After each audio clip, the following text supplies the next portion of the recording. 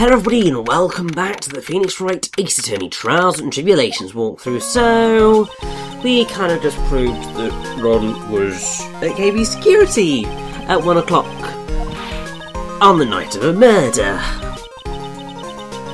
So, that's difficult. We kind of need to try and prove his innocence now, I feel, because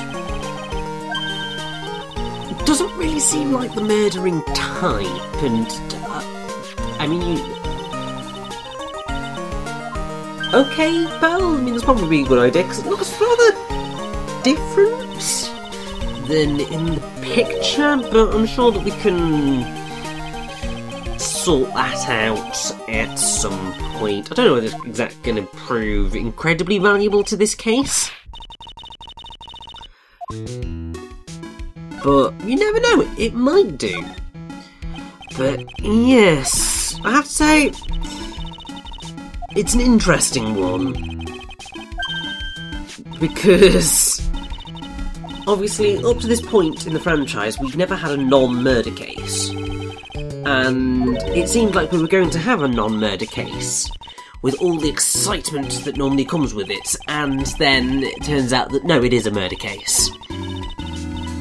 It's fine, because murder cases, although obviously in reality quite grim and unpleasant, they do prove to be the most dramatic in the long run, and yeah, it's looking a lot different than the picture that was taken, that sacred urn. So we probably need to investigate.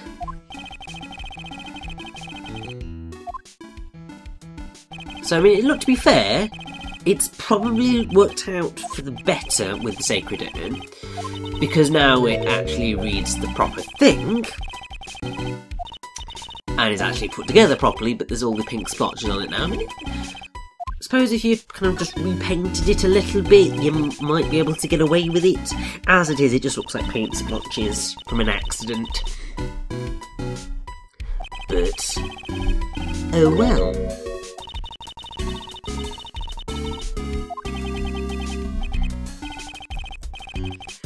Now, since we are back into the investigation phase, I feel I should probably just try and find certain things to talk about,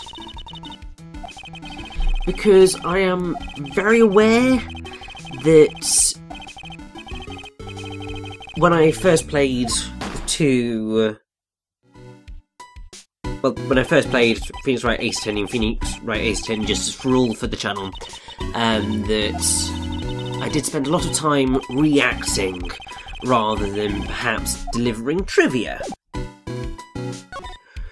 Which, I mean, to be fair, it's that type of game where there isn't necessarily a whole heaping of trivia. I mean, there's quite a lot, and I know that I've gone over quite a lot of the stuff in the past,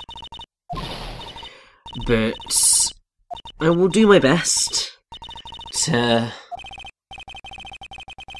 have as much trivia in these parts as possible, because I want to try and do the best Ace Attorney commentary that I have done to date. I mean, ultimately, considering I have matured quite a lot in the past 4 years, or however long it is since I last touched an Ace Attorney title, I mean, you can probably already tell in terms of the layout that I've gone with. Because obviously those first two layouts were very busy, and you had the overlap because I'd stretched the screen to make it look widescreen, because that was what I did at the time. And it just, looking back at it now, it was okay, it did its job, but I feel that what I've got now is much more effective. Like, it's simpler, nothing is obscured, everything's in its right aspect ratio, you have my nice, cool little design in the top right that fits into the aesthetic of the rest of the game, so it doesn't seem out of place, but also it shows my playthrough, mine. Is one of those things, really, because I mean, it's not a major. I mean, it sort of is sometimes a major issue of people stealing other people's work on YouTube, and quite often people put their channel logos on the footage in order to say, this is mine, do not use it, unless you have permission. It's something that I've always found really frustrating, because I totally get the need to say, this is mine, don't use it, but at least when it comes to doing like my channel introductions and the sort of anniversary videos that I do, sometimes you just want a nice, quick, easy way of getting footage that's nice and clean and sorted without having to go through and explicitly record it, because that can be a pain, especially when you've got quite a few games to go through, and also sometimes you just don't have the capability of recording the footage, so sometimes you kind of need to borrow. And sometimes you do that from official sources, but other times you want very specific little bits which require you to borrow from other YouTubers. So yeah, it's kind of a pain, but on the flip side, sometimes you do need it there because people will just rip the entire playthrough and re-upload it. And if that is done, if you don't have a watermark on the footage, then there is no real way of confirming that it is indeed your footage. Apart from if there's like any names that you input or any specific tells that you can go with. So you just gotta be careful, really, but I think this is a really nice compromise for Ace Attorney, at least, anyway.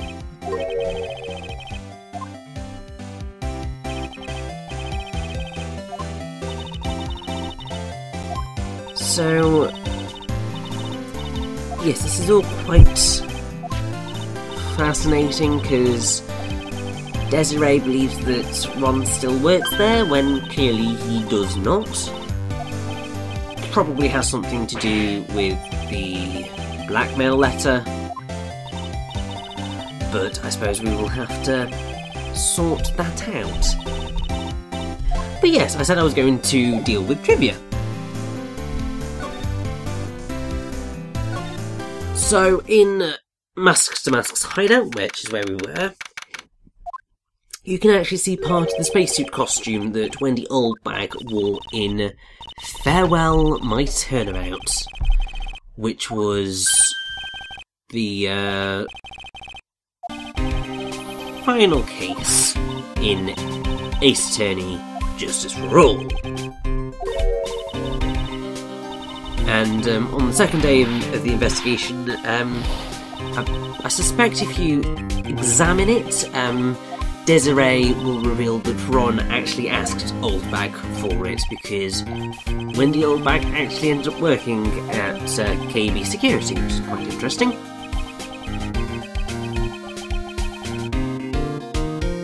And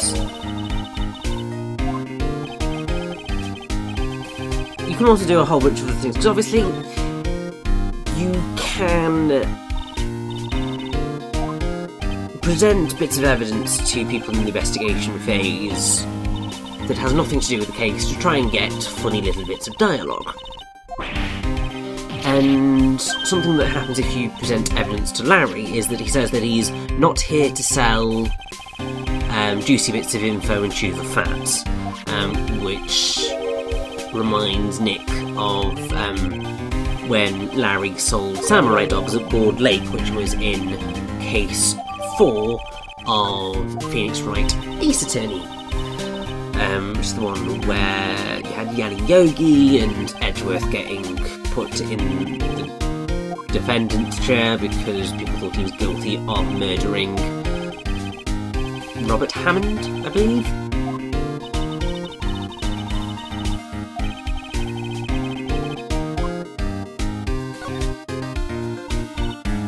And also, I believe in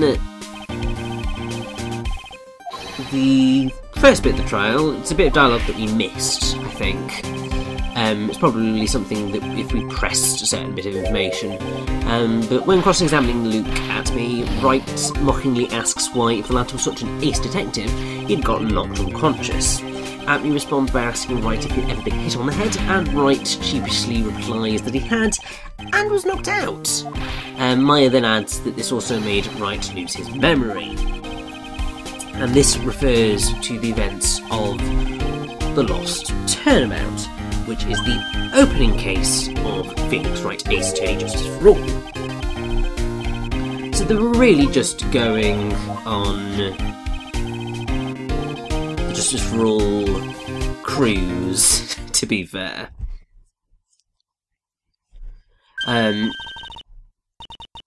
You also get a reference to Turnabout memories, because when the judge asks Wright if he's okay having Ron testify as a witness, the defence attorney, well, Wright, remembers when Mia let him do so when he was on trial.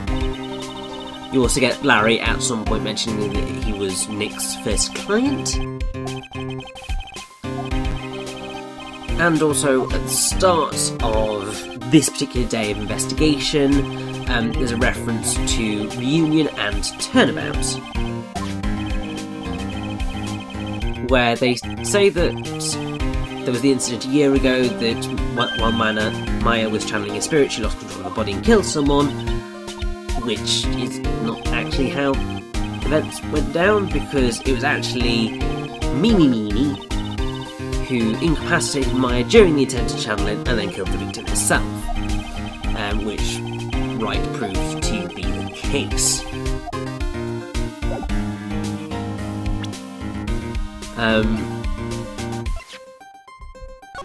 There are also quite a few little references to popular culture. So you had Wright saying about Ron Delight, this guy is more surreal than a Dali painting, obviously in reference to Salvador Dali, who obviously specialised in surrealism. And if the player shows Wright's photo to Atme on meeting him, after Wright remarks that it was impressive how Atme knew what Wright did for a living, Atme responds with, oh, it's elementary, my dear Wright, elementary, which is obviously a paraphrase of the non-canonical catchphrase of Sherlock Holmes. If you examine the pile of junk in Ron Delight's apartment, Nick and Maya find a roll of paper that reads Theft of the Mazarin Stone, the Great Albatross Strategy, which may be a reference to the adventure of the Mazarin Stone, which is one of Arthur Conan Doyle's original 12 Sherlock Holmes short stories, which is quite nice. And so, I believe this might have already happened, but we'll see. So, when explaining that he will be appearing in court, Atme says, shall we say that the figurative Sir William will be dropping his panties before lunchtime? Which is a reference to the TV sketch show Monty Python's Flying Circus, more specifically the Dirty Hungarian phrasebook sketch, where a Hungarian man tries to communicate with an English tobacconist, oh dear, my English language is failing me right now, using a phrasebook whose translations range from simply bizarre, i.e. my horrorcraft is full of eels, to mildly sexual, i.e. drop your panties, Sir William, I can't wait till lunchtime. Then, when we are talking to Dick Gumshoe about Godot, while here, Gumshoe says he's an Iceman in court, a maverick that gives me goosebumps. Referring to Iceman, Goose and Maverick, which are all nicknames of characters in the film Top Gun. And also, when we were discussing the brooch in court, Nick comments to himself, "Uh-oh, Phoenix, we have a problem," which is obviously a reference to the famous phrase, "Houston, we have a problem," from the Apollo 13 space mission. Also, while Trials and Tribulations is mostly decent in terms of its translation, there are quite a few typos. I don't think there's anything necessarily as bad as the bad ending in Justice for All, but there are some bad ones. Because you're saying that even though On One came through those doors last night instead of No One, you got He's a Nice Man in Court, a Maverick that give me goosebumps instead of gives. A little bit later on we'll get Blackmail Thread, which should be Threat, which was actually fixed in Phoenix Wright Ace Trilogy. And also there's another one which is going to come later of When You Were Inner Child. This is what was on your report card every year. Oh, what a typo to make. What a typo to make. But that was also fixed in the trilogy, which was the 3DS release. And there's a few more notes that the Ace Attorney Wikia reveals, but we'll deal with them as the case progresses, because we've still got quite a bit more investigating to do. And also we have got more case to go through. And basically that will be another 3-ish parts, I think. So we need to kind of pad things out as best as we can, I feel. And here's Nick.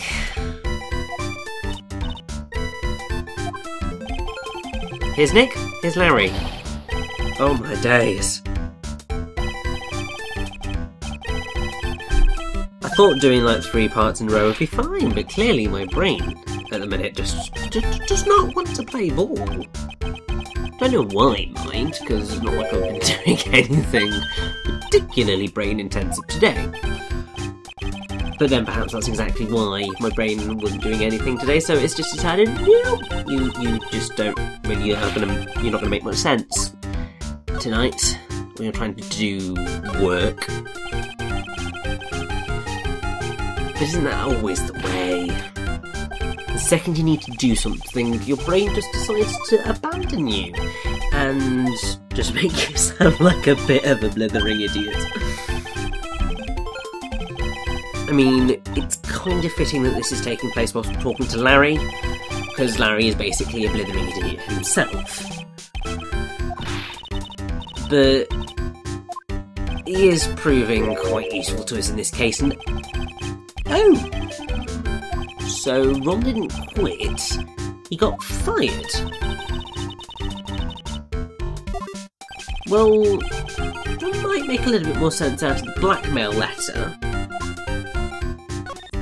A little bit more sense, because the blackmail letter could have something to do with him being fired, but God knows.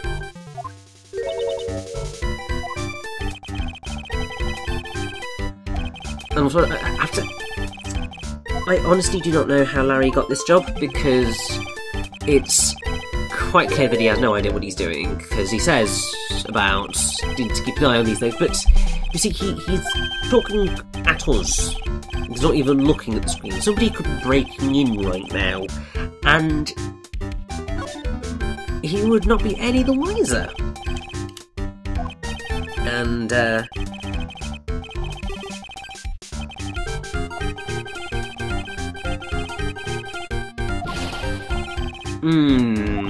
something is very suspicious here. I think Larry is hiding something right now. And there we go, he is indeed. Ooh! 2 Cyclops. It was definitely the butts after all. So we're gonna have to break this down. The question is, can we do it now?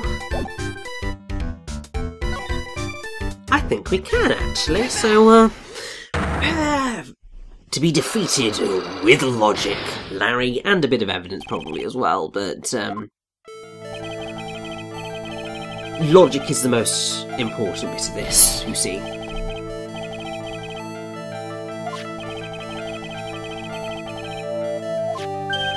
So, I mean, already there's proof that Larry doesn't really stay at his post, because obviously Desi yesterday, and yeah, you're going to be having to pay us that $1, Larry, you know this. So the evidence that Larry was not manning his station when the murder happened is Ron's wallet, because he found it that night.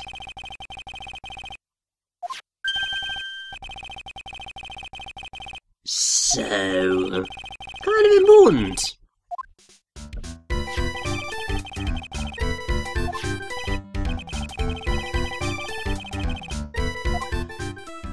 So yeah, what were you doing out of the security office at 1 in the morning? At the time of the murder. Like, I'm not saying that you're the one who murdered Kane Bullard, or Bullard, or whatever, but, something's very iffy. Come off it, Larry. We know that the killer snuck into the CEO's office after 10 PM because of the card, because it was used at 1 o'clock in the morning. Duh. So good job, we already have that data.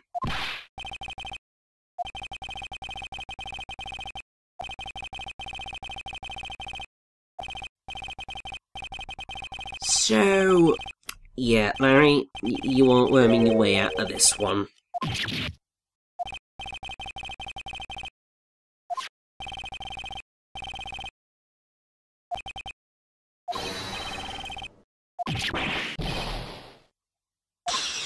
And there we go.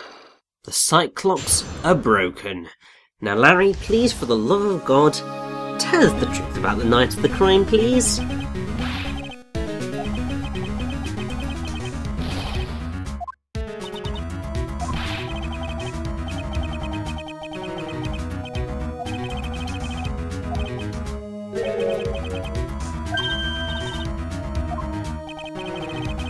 There's always some woman, isn't there? Always involved in these types of things.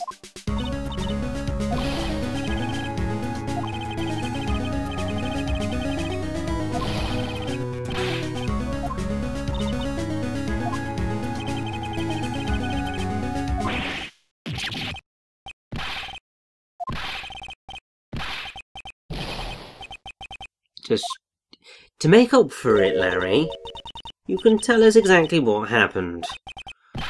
Because it's going to prove to be very important in proving Rhonda Light's innocence. Although, to be fair, I think quite a few people would probably like to know how his waist gets so small when he starts shouting, because, like, I mean, he's already got a bit of the triangle going on, but he, like, when he's shouting, it proper shrinks. It's like a proper kind of corset waist going on there. It's insane. But yes, right, the buzzer.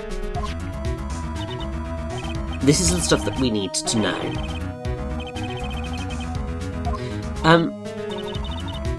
Yeah, but Maya, well, either we or Maya pressed it earlier and you didn't come running, so kind of a bit of a problem there, mate. But please don't make me break another Cyclops for it, because I can't be bothered.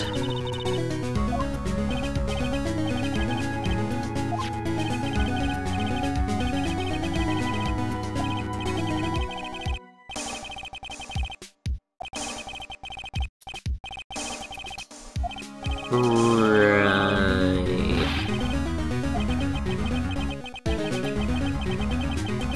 Yeah, he's definitely the laziest person on the planet, or at least the laziest security guard on the planet, because actually you'd want to go up there, but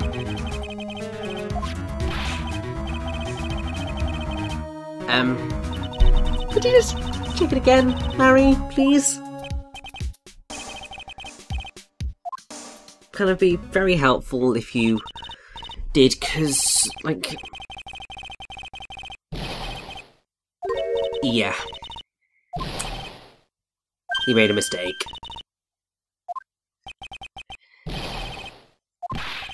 Oh boy. It went off just once, in the morning, at around 1 o'clock. So... the murder definitely happened in there, it seems. I think we've got a bit more investigating to do, don't you?